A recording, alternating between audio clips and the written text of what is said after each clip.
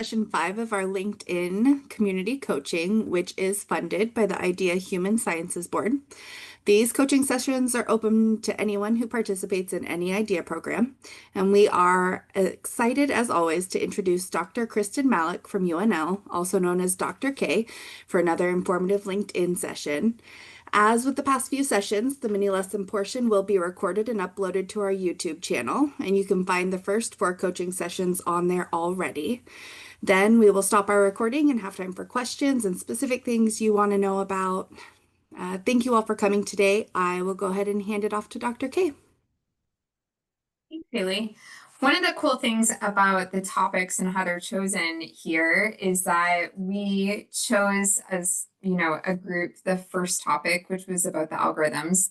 And then during that open Q&A session, you all get to choose the next topic. And so this is truly driven by what you guys want to learn about, which is really awesome. And today you all wanted to learn about media, how to, with images, videos, and more, to stand out. Gonna move my little thing here if it works, right? Okay, cool, here we are. So LinkedIn Media Mastery. And this is really fascinating because it's not just about the algorithm, it's how best to use these and in what situations and what's the purpose.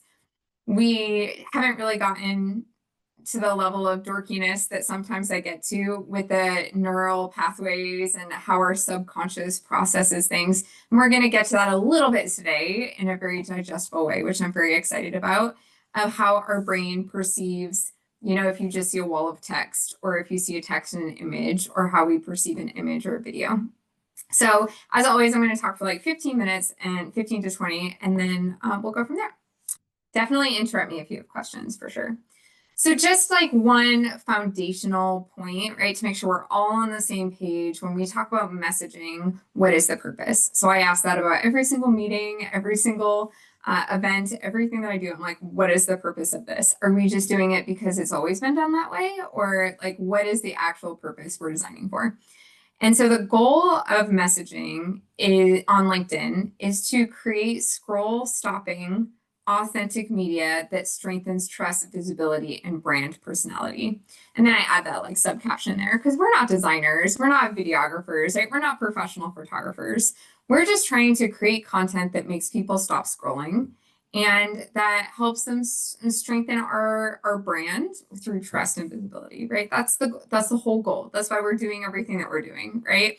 And then that trust and visibility and personality will have the people who are engaging with our content convert in the ways that we want them to. Potential students into students, potential partners into partners.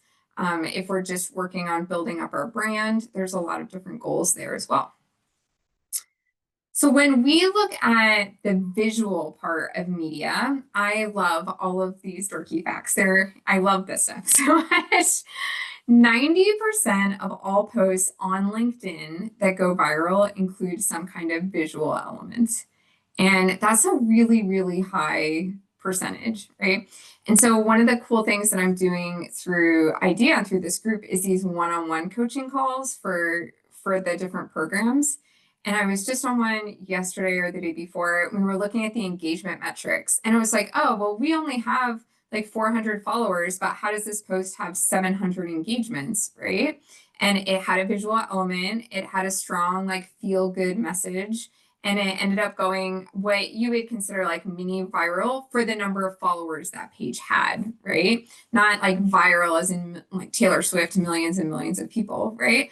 But those are posts that are kind of mini viral for us because it's shown to about 200% of what our natural followership is, which is pretty cool. Our brain processes images 60,000 times faster than text. So when we're scrolling, right, mostly on our phone, but also on our computer, we are processing images and we're making our own kind of subconscious judgments on it. Is it a feel good? Is it a silly selfie? Is it laughing? Is it informative? What does that look like? And that's important to understand how our brain processes that visual because we feel things from seeing that visual before we actually read it, right? So that visual is creating emotional connection. So understanding the content of the visual and being intentional about it is important. Now, of course, being intentional about your visual does not mean it has to be perfect, right? It doesn't have to have perfect lighting, right? It doesn't have to be completely set up with the little ring lights and all the craziness, right? It should be authentic. It should be real life. You're just looking for presence and context. You want to look credible and real, right? Whether that's a program, an individual page, a university page, like any of your centers, any of your things, you want it to look credible and real and authentic. That's the goal. So I'm not going to read every single one of these, right? But I try to be intentional with the types of image that I use throughout the month. And sometimes when I'm writing out my content posts, right, of my schedule for the month, which we talked about last time or the time before, I'll have the content in terms of text that I want, and I'm trying to think of images. Now, it's easy to say, I'm just going to throw something together in Canva, or I'm just going to take a selfie that I'll hate later. And sometimes I like to look at this chart because it gives me new ideas, right? And I like to think of like, oh, have I posted one that was behind the scenes for a while? Like, my computer's in here or setting up at an event or doing a workshop or, a standard workday. Do I have some action shots, right? Do I have ones that have other people in it, live people, right? And shaking up the text on image graphics. Now, you don't have to do every single one of these. You don't have to say, okay, like every Monday I'm going to do faces and every Tuesday I'm going to do this, right? It's just nice to have an idea of all the different types of images and why that image works, right? There is some specific research into images that have faces, specifically eyes, and how because you feel like you're looking into somebody else's eyes, it subconsciously builds more trust. So I do like to have some pictures of my face with my eyes on my personal page, just because that tends to build more trust quickly. So it's kind of fun. But of course, you guys will have a copy of all of these. So just wanted to provide it. Any questions on images before we move on to video? Anything? Move my little box over here. Okay. Awesome. So for video, I will say that I am not naturally drawn to posting video, right? So I was just talking about this with a totally different group the other day in terms of we tend to have preconceived biases to post the types of things that we like, right? So I know that my preconceived bias is I'm going to post a little bit of storytelling text with a picture. That is me. That is what I'm going to post, right? And so I was telling this group, it was a small business, like entrepreneurship group, and we were talking about marketing and social media. And I gave an example of a client that I had. It was a community client. And the director of economic development and the director of tourism were both like middle-aged white women who had kids and, a partner. And they were posting like all of this marketing for things that they loved, right? Like the family things and the kids things, lots of school things, like all of these. And they had brought me in to talk about tourism and marketing and like doing a campaign for them. And when we actually looked at who their number one tourism person was, right, it was a single solo male adventurer in their 20s who liked outdoor sports and hunting and like canoeing and kayaking. And so they weren't drawn to any of those marketing, which had to do with like families and feel good things, right? So it's a total disconnect in terms of marketing because the target market, we were talking about what we liked and not what the target market liked. Okay. And so when we ended up coming up with this really cool marketing campaign for them and we presented it to them and they hated every single bit of it. Like they hated every bit of it. And they pushed it out because they trusted us and it was wildly successful, right? Now, are they still doing that kind of content without somebody pushing them? I'm not sure. But the whole point of that story is understanding who the target market is and giving them things that resonate with them is really, really, really important. Okay. So I know that my preconceived bias is not videos. I don't like to be on videos. And they're a lot of work. You have to edit them and you have to set them up and like whatever. But I do know that I have a strong section of my target market who in fact does like videos. So I have to intersperse them sporadically, right? So I try to do a video like once a month, okay?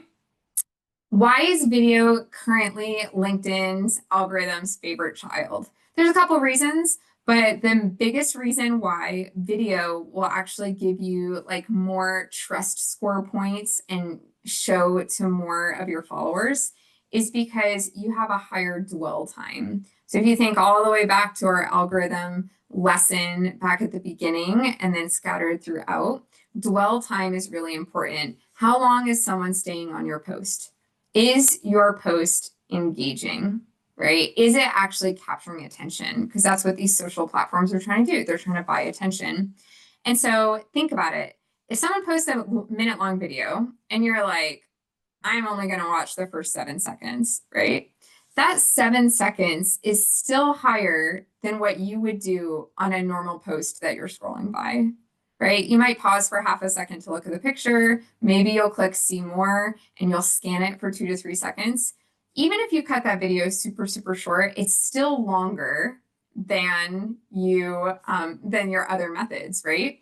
And then it gets a double bonus, which is kind of fun. If you actually watch the video, say someone posts a 15-second video and you watch it and you're like, this is so cool, I'm gonna write a comment. So when you're writing a comment, which also gives you a boost, the video replays. And so you're actually getting like 2 hits on one person because you're replaying the video. So that's kind of where you can use video to capture the algorithm just a little bit. In terms of video though, LinkedIn likes native videos, which means you're uploading it directly to the platform. So not like uploading it to YouTube and then sharing a link, because again, LinkedIn's trying to keep you on the platform, not send you away from the platform. If I send you to YouTube and you go on YouTube, you're going to click on all those cat videos, right? Those humor, funny videos. You're never going to go back to LinkedIn. So you want to make sure you're uploading things directly. Now, that doesn't mean you can't upload to YouTube and upload to LinkedIn. You absolutely can do that. You just don't want to share the link. Ideal length right now is 15 to 90 seconds. This does vary like every 6 to 8 months. They used to prioritize like less than 15 seconds, and then they prioritized over a minute, right? Because it was, you're getting a lot of engagement and storytelling without having to show you constantly new posts. Now it varies somewhere between 15 and 90 seconds. And if I give this presentation to you guys in a year or 2 years, I bet you that's a number that's definitely going to change. Captions are a must. This is a really interesting statistic that when you read it, you're like, oh, that definitely includes me, but I would have never thought of it like that, right? I know when I was doing research a while ago into LinkedIn, it was new for me. 80% of LinkedIn users watch videos without sound, which is kind of interesting, right? So making sure that you have captions on there. And then the square or vertical formats, they perform best on mobile. So if we are people that like to live on our laptops, this is part of that doing what our target market is doing, not what we prefer to do. Most of us probably work on laptops or desktops through our university system, but our students or future students, they're most likely going to be on their cell phones. And so making sure that you're posting that format. And then in terms of lighting, people always try to overcomplicate lighting. Just keep it simple, right? Just keep it simple. Try not to have super harsh shadows or things that are distracting. But there is a lot of power in video. I do bite the bullet and I post some videos on my own. I try not to post videos with me in it, right? But I will post videos. Here's just a couple of ideas. If you're looking for video ideas, we've got day in the life clips. You can also do like a student takeover or a faculty takeover, which means you log somebody else in to their device, right? Super popular on Instagram for a while. You could do 30-second did you know research snippets. This is also really, really popular from like foundations and alumni organizations when they post like heavy faculty research in a digestible, bite-sized, industry-friendly way. Those are normally like 30 seconds to 2 minutes of videos that they'll record and capture and kind of coach faculty through. Those are really powerful on LinkedIn as well. if you're doing any kind of networking event, professional event, any kind of event with your class, your program, people really love the like setup to a final moment, like time lapse. So you would just set up a camera or phone or something in the corner and record the whole process, and then you would speed it up, right? And then overlooked very often is the thank you and milestone messages, just having like a public gratitude saying thank you. We never really do that, and people love to hear that, but that's got to be short, right? Nobody's going to listen to you for 2 minutes, say thank you over and over and over again, right? Someone said this to me once and it kind of resonated. If you can FaceTime, you can make LinkedIn video.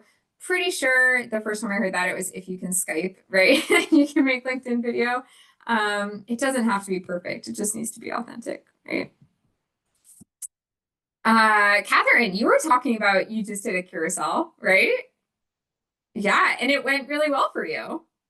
Yeah. Yeah, it took me a while to figure it out. But yeah, once I did, I was like, "Ooh, these are really fun." Yeah. Yeah. No, they're super, super fun. So when you think of a carousel or a PDF, think of it like a PowerPoint, like a PDF PowerPoint where you just click through the slides, right? That's all you're doing. So sometimes Reels have that, sometimes posts have that. That's kind of this oversimplified version of what a carousel is, okay?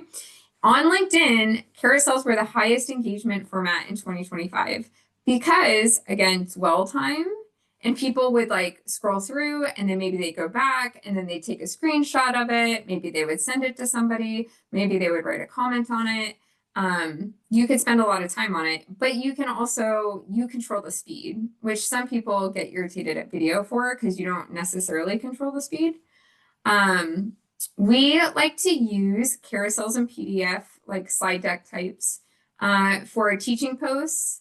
When you're taking data and putting it into a story, any kind of takeaway posts, like my top 3 takeaways or top 5 takeaways. Best practices for these carousels, keep it under 10 slides, 1 idea per slide, and have a visual anchor. So like a photo or a stat or an icon, right? Something to anchor it. And then, Catherine, I don't know if you did it this way, but I like to create carousels by creating like a Canva slide. I export it as a PDF and then I upload it to LinkedIn as a document, and then it'll do that for you. So yeah, you're nodding, so that's what you kind of did as well. Yeah, good. So often underutilized, but honestly, this naturally lends itself the most, in my opinion, to teaching because we're already teaching topics and this is meant for kind of those teaching posts. So easy to repurpose as well. Those are kind of the main like media types. And now we're going to talk about like how to put them together and effectively utilize them. So when we talk about like branding without over branding, sometimes you'll see like these posts or these carousels or these videos that have like a giant logo on like every slide or throughout the entire video. You really do not need a logo on every single post. What you need is you need people to recognize that it's your post within 2 seconds. That doesn't mean it needs to be your face, but you'll develop a style, right? Like, do you have frames around it? Do you have a certain kind of lighting? Do you have certain colors? Do you have like a prop that you're using? They should recognize it because of the feeling, right? And this goes into consistency is better than perfection. The more consistent you can post, even if that's once a month consistently or once a week consistently, that's way more important than just the number of posts because that's how you build your trust score. If you are wanting to look at like the feelings, I recommend having a consistent font throughout your stuff for your pictures, videos, carousels, like just whether that's your university preferred font or your preferred font that you love, just make sure that you like write it down or put it on a sticky note or something and try to use the same font every time. If you can repeat the visual anchors, right? I have a friend, no joke, she is a professional wing woman for conferences. Her main job is connection. Her number 1 strength on Strengths Quest is like connection. And she wears these like giant wings and she brings them to every single event. And she's, that's like her prop, right? So if you have a prop or whatever that looks like, right? And it could be as simple as your colors. So last couple slides here, when we talked about the types of content, right? Media content. So now we want to talk about the mix. So when we look at what these types of posts and types of media do subconsciously, the feelings they evoke, the different levels of knowledge versus professionalism or more laid back. Some build trust and some drive reach, and some show expertise and the others create conversation. So on the next slide, I'll put it in a chart, right? So you guys have it. But each media actually does something different. And because of that, it is really helpful to incorporate some kind of mix. And we're not talking every week, right? When you can balance them over time, you are reaching out to more of your audience and they are going to see you more as like a human instead of just an AI bot that's pumping out your top 5 bullet points every day, right? So this is my very beginner suggestion. If you're just starting into it, you can see it's like once a month, right? And this is why. So if you have text only posts, which I abhor, like I do not like text only posts. I think they get lost, whatever. But there are people out there who love text only posts. So if I never make a text only post, I'm not reaching that audience, right? Same with videos. I have a really solid following of people who like the storytelling and the picture. But if I make a text only post, they're totally different people who are commenting, right? Text only posts are used for thought leadership and opinion posts. It's only once a week because if all you ever post is text only posts, then it gets very overwhelming. It seems very passive, lecture out. It seems very one-way conversation and it doesn't really humanize you, right? You might as well just be like another ChatGPT, right? Because you're just text. Using the images, that's for storytelling and for updates twice a week. Carousel PDFs, the 1 to 2 times a month, maybe leaning more into 2 times a month because we are education. And you can use educational content or recaps or even just different pictures that you're going through with some captions. And then video, like once a month. Video is really good for like emotion and authenticity. So again, just my preliminary suggestions. You can shake up whichever mix works for you. You just want to make sure you have a mix. Okay. And then I believe this is the last one or second to last one. We kind of talk about this loosely throughout half of the sessions that we do because everyone's like, how do we get engagement? And some things that I'm seeing as I'm going through all these community coaching calls, like these one-on-ones, and looking at like people's actual posts, the groups, the programs, the types of posts, there's a lot of programs tagging other programs. And that's great. Like you absolutely want to tag programs, but you also want to tag like real people, individual people, because it's more likely to get shown to their network at that point. Right? So you can tag the university or the program, but you also want to tag the people in that program, right? A super missed opportunity, really, really missed opportunity. If you're doing an event, we should be making a post towards the beginning of that event because then people will see it and they'll say, oh, I want to go to that. And then it's not over. So they could go to it if they wanted to, right?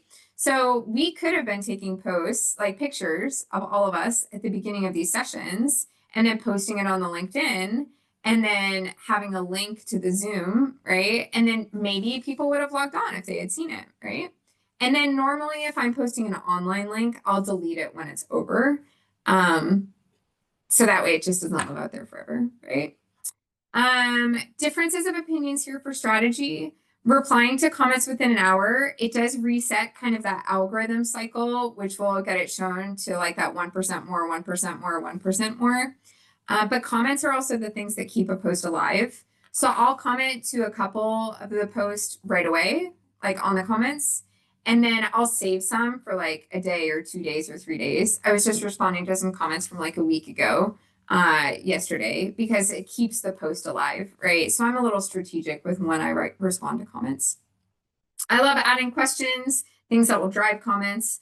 Just make sure, especially being part of higher education, that we are really looking at the inclusive text and alternative text, not only for accessibility and inclusion, which is obviously super, super important to our missions, it also helps the SEO, like the search engine optimization boost, because it has all that text basis in there, which is a value add. And then I would just encourage everybody, when you're about to post something, I like to pause for a second and I would say, like, would this stop me? Right? Like, would this stop me mid-scroll? Like, does this feel real or does this sound like boring and plastic and, you know, like, do I have a good feeling from it? And if I don't, I won't post it, right? Sometimes it's easier for us to talk positively about other people, and we can absolutely do that. And sometimes we just need to take that mindset for cool things that we're doing as well. Right? Okay. To end with, good media does not make you look perfect. It makes you look present. Perfection hides you and presence connects you. Do not be perfect, because then other people will see you as unreachable, right?